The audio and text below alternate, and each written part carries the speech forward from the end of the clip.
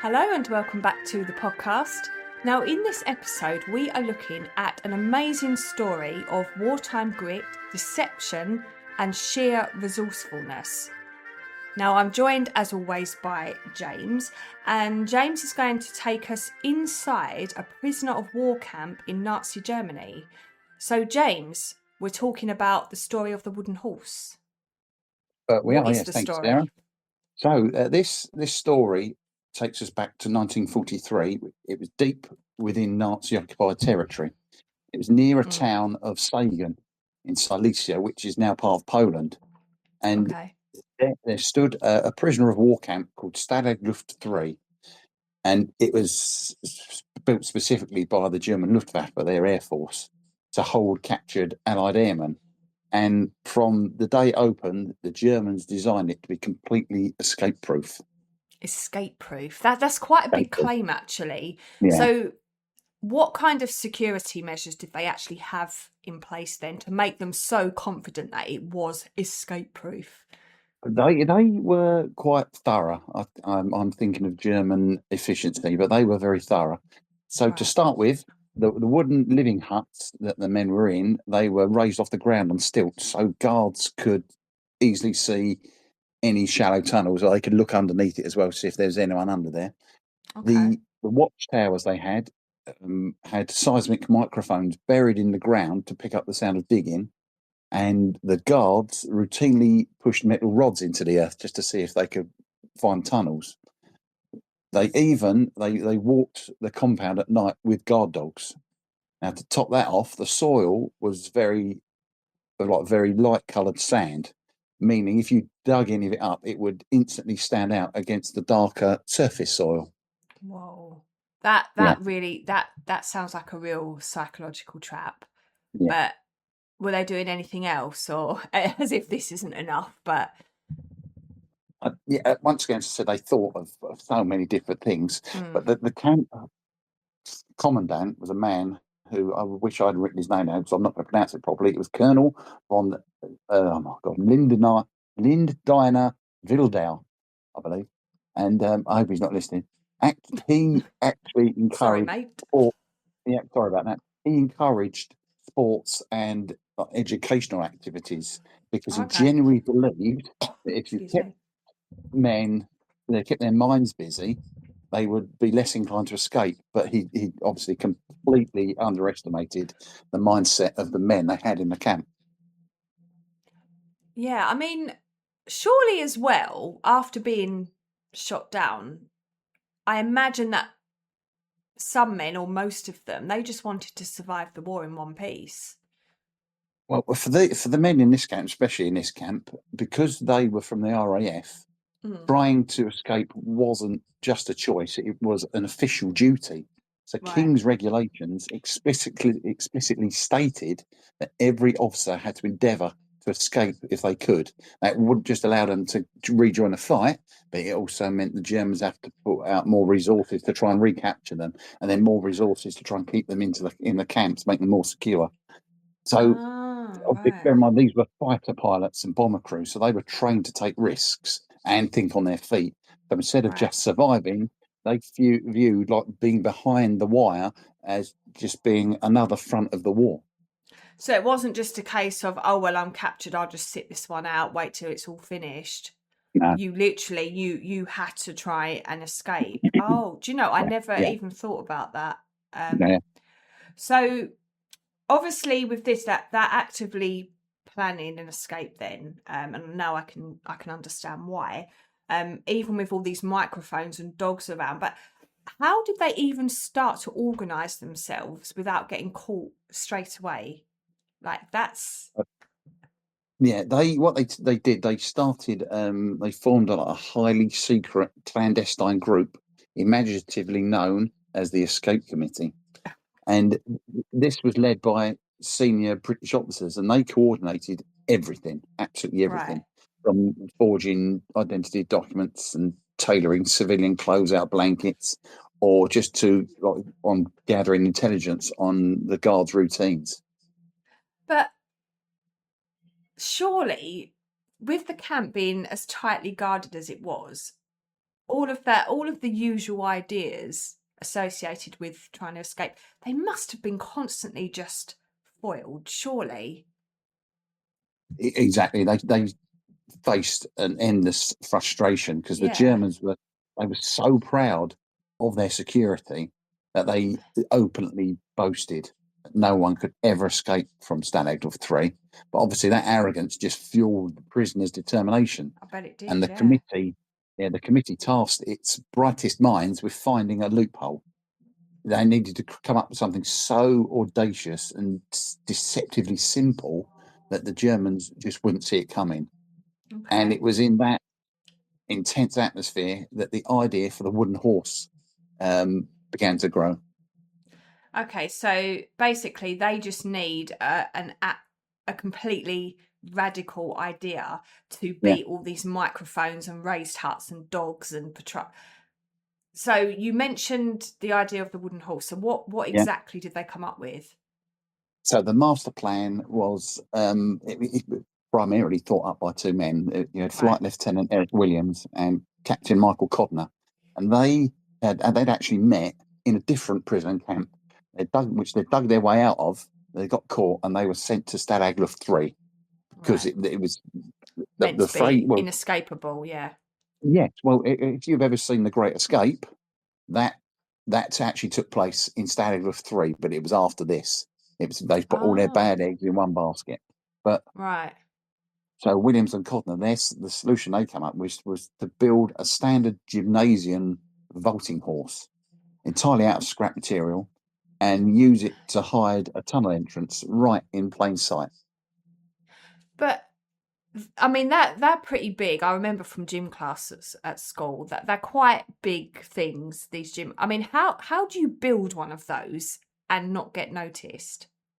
I've got no idea. I've never built one. Or just in case I decide to build one, how do I build one in secret? Oh, in this case, it was like a masterpiece of secret carpentry, which is a phrase I love. But then what they did is they stole wood from all over the camp. So that includes bedboards from prisoners' bunks. That they even raided. There was a partially built shower block where they managed to steal a load of nails from. And the horse was built to be completely hollow inside with an open bottom. And I believe quite a lot of horses have open bottoms, but the idea was it could be placed directly over the tunnel hole. They even Right. cut holes in the sides so holes could be slid through, allowing four men to either side to carry it out to the sports field every day. So obviously they're building this in plain sight. But Yeah. wouldn't the guards get suspicious that there's this brand new piece of sports equipment? Yeah, the men had thought of that. What they Right. did is they pulled off a quite brilliant psychological trick on the first day. So the men Right. carry it out into the yard, and then one of the prisoners he puts on a bit of performance, and he pretends to be absolutely useless at vaulting. So Right. after a few clumsy attempts, he then intentionally knocked the horse over onto its side, flat over. Oh, okay. So the guards watching, they just saw a prisoner being clumsy and bare ground. Exactly that. Yeah, the guards looked over, saw nothing but normal soil underneath, and completely dismissed it. So from that, the prisoners spent a whole week just doing routine vaulting to get the guards used to the sight of it. And it was only after that did the actual digging begin. Do you know what? That is genius. That's so clever. Brilliant, isn't it? But if the tunnel entrance, because I'm just trying to get my head around this, if the tunnel entrance was in a fixed spot on the ground, Yeah. how did they make sure that the horse would be back in the exact same spot every single day? They used a clever double bluff. Once again, a simple but clever answer. So Hmm. they scattered a layer of sand on the ground exactly where the horse sat. So to the Okay. guards, it looked like they were just softening the landing for the jumpers so they wouldn't hurt their feet. But in reality, the sand was a precise marker showing the team exactly where to drop the horse, so it perfectly covered the hidden trapdoor underneath. Okay. So there'd be a guy inside, I assume, like Yeah, the secret digger. I'm assuming. yeah. Is that how they did it? Right. I'm just trying to make sure I got this right. But obviously he's then got to start digging. So how did he do that without leaving a mess? They hid a JCB inside. They didn't. Oh, right. They Get no. it. So the digger would be carried out inside the horse, and with Right. him he would have a small box and a cloth. And first he would carefully scoop up the top layer of dark surface soil and put it in the box to keep it separate. Right. Then he would dig down into the light coloured sand to start the shaft, lining it with wooden planks to stop a cave-in. And at the end of the Okay. day, he would fill the hole, put the dark soil back on top of this from his box, and carefully rub out any of the hand or footprints before the horse was carried back inside. So when you lift it up, it just looks like the same soil that was there when they put it down. So he's just digging a bit, coming back, covering it up. Yeah. Yeah. Right. Okay. That sounds mad. So I'm just trying to picture this. So the horse is out there. The guards are obviously used to it. They're not paying attention. But what was the actual digging process like? I mean, it must have been grim. It makes I me imagine feel claustrophobic just thinking about it. Yeah, it was a brutal test of endurance. The tunnel itself was barely large enough for a man to move through. Oh, So the digger had to crawl everywhere on his belly. And because of the intense heat from the physical exertion and the absolute necessity of not bringing any telltale sand back into the compound on their clothes, they digged, they worked completely naked. so you're working naked in a tiny hole in the ground and you can barely move. I mean, that just shows how desperate they were to avoid leaving any clues. But I mean, how many people as well would be down there at once? Was it just one person, or would they have? Well, to begin with, it was just one single man working completely alone in absolute darkness. Oh, And that's his horrible. primary tool was a standard trowel that they'd managed to get hold of from German source somewhere. And he would lie prone, scrape away at the sand, and pack it into bags made from the cut off legs of old uniform trousers that they were Right. sewn at one end. Now, at this stage, there was no one else in the tunnel or the horse to help him, and when a bag Okay. was full, he would hang it inside the hollow horse and it would be carried back into the hut at the end of the session to be disposed of later. Right. Okay. It's quite clever, really. But you mentioned earlier that the sand was very loose, and I mean, sand is, isn't it? So if while the digging's going on, you've got players constantly landing on top of the horse during the vaulting sessions, how did they stop the whole thing just collapsing on top of the person digging?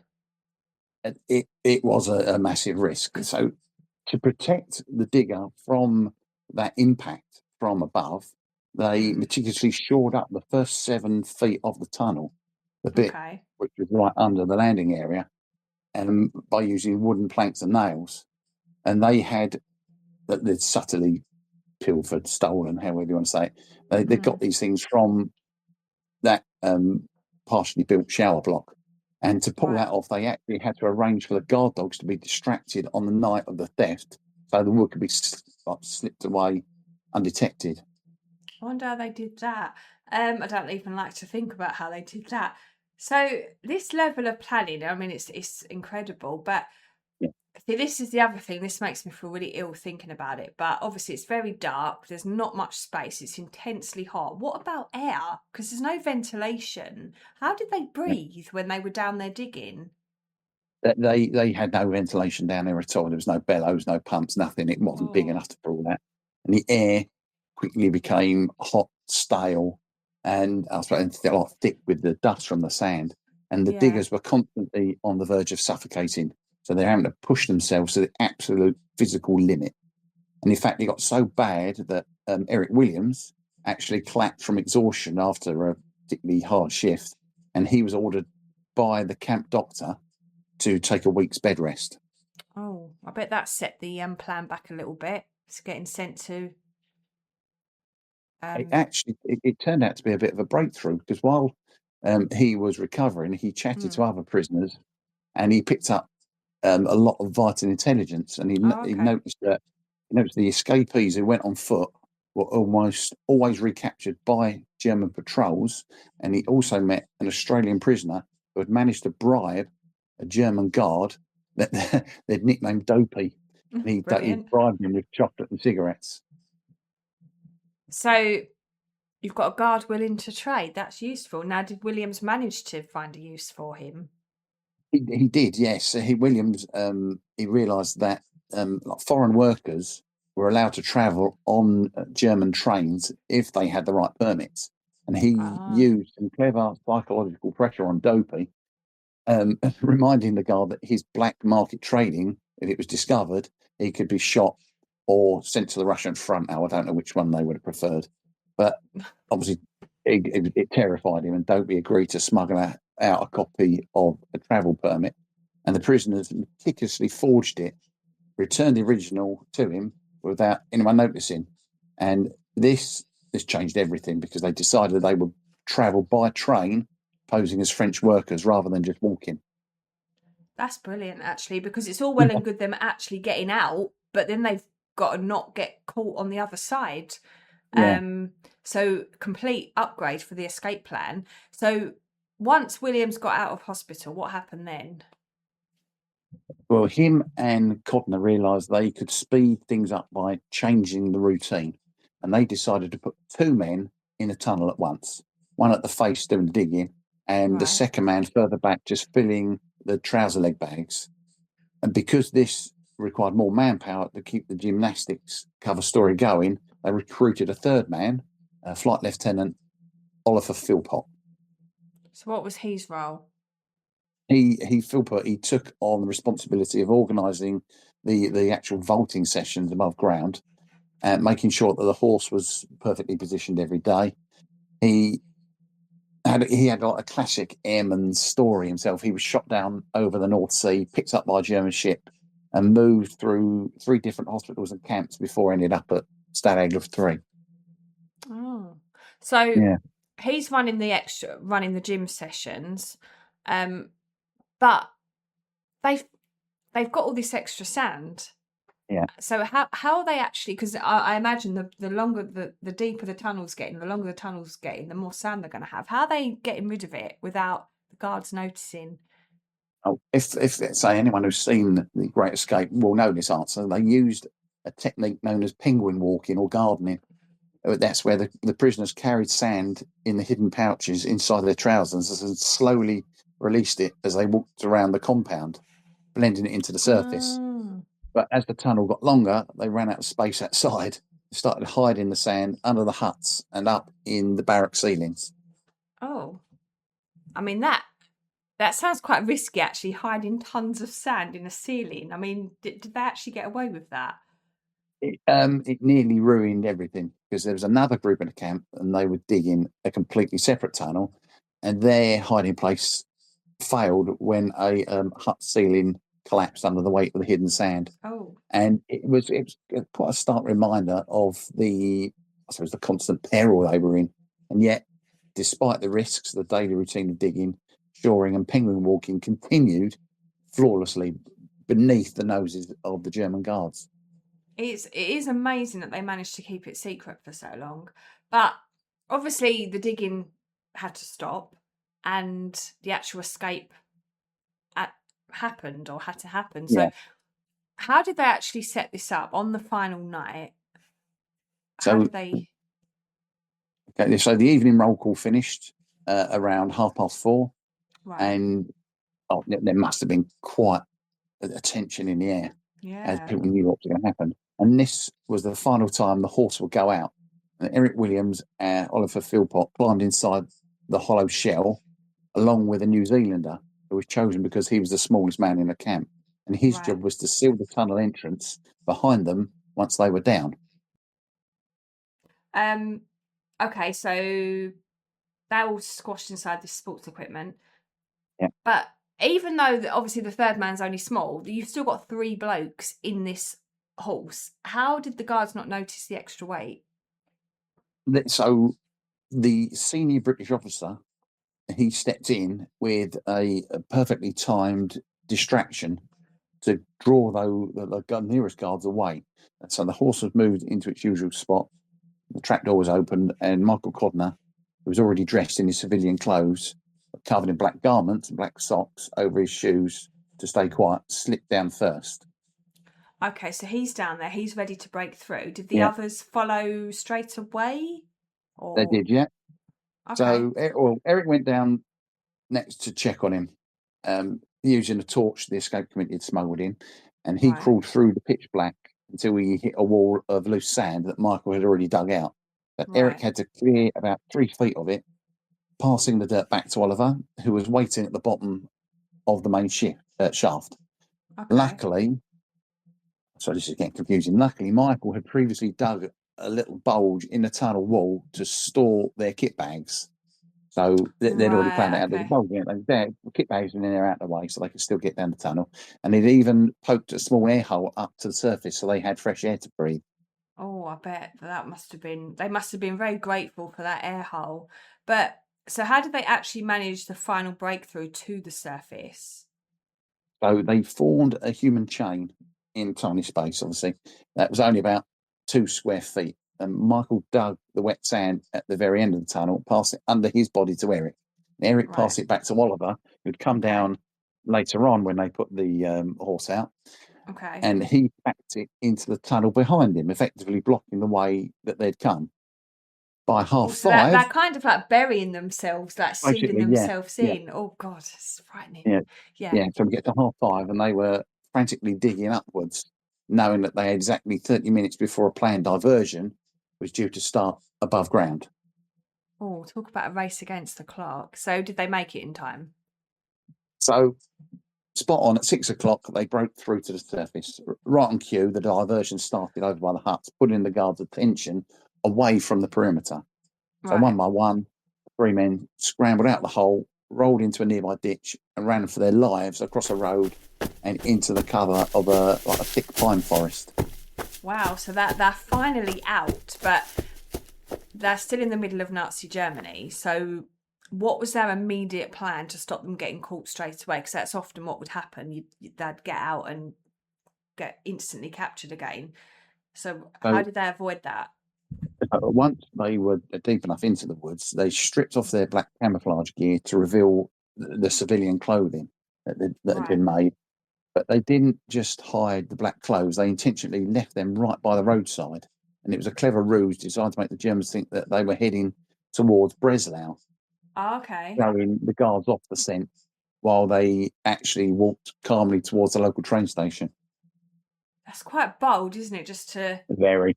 casually walk to the nearest station after you've just escaped a camp. So, did the plan to pose as foreign workers, did that actually work? Yes, but only brilliantly. So, using the forged permits that they'd copied from the guard Dopey, they successfully boarded a train. Right. Eric and Michael travelled together, posing as French workmen, whilst Oliver Philpott travelled separately, pretending to be a Norwegian manual labourer. That must have been so scary travelling through Nazi Germany during the Oh, yeah. war. Oh, that is so nerve wracking. So, how did they manage to get out of the country? So that their target was the port of Danzig, and the Okay. escape committee had discovered that Danish and Swedish ships were often docking there, and Sweden Okay. was a neutral country. So Right. it took several days of tense train journeys, close encounters with identity checks, and hiding in plain sight. But all 3 men eventually made it to the docks. Oh, okay. But obviously, getting to the docks, that's just one thing. Now they've got to get onto a ship, which I imagine the whole area must have been heavily guarded. Yeah, yeah. Oh, So, yeah. It was very much so. They managed to avoid some guards when they'd been spotted once, and they'd managed to hide. But okay. I will say this is a very much shortened story to actually what happened. But Right. in this case, they had stowed away. So Williams and Okay. Codden managed to slip onto a Danish ship, hiding under the floorboards in a lot of a dark, cramped hold, whilst Philpott Mm. had an equally dramatic escape, stowing away on a Swedish vessel. And these ships set sail, and despite the constant fear of a final German inspection, they crossed the Baltic Sea. Wow. And they made it safely to neutral soil, I take They it. did. Yep, they did. They Wow. when the ships docked in Sweden, the men gave themselves up to the authorities, who then put them in touch with the British authorities, and they become the only British prisoner to successfully escape from the eastern compound of Stalag Luft III and make a home run, as it was known then, back to Britain. Wow. And amazing triumph, patience, gymnastics, and absolute bravery. It's a story that fascinates me. There is a film about it called The Wooden Horse, which is very good and worth seeing. There was also a book written about it, which the film was based on, which I've read Oh, and is wow. brilliant. I have to look that up, actually. Well, that was pretty amazing, even though at certain points it did make me feel quite claustrophobic, just the thought Yeah, of them having to dig out that little tunnel, particularly at the end when they were filling the tunnel in as they were going. basically trapping yourself in there. Yeah, to a certain That's extent. just, it Yeah, makes me feel ill. It's one of my fears, getting trapped. it's just one of those many stories from the Second World War of just absolute genius, these brilliant ideas, and the way it's executed Yeah, is fantastic. And it makes you wonder amazing people.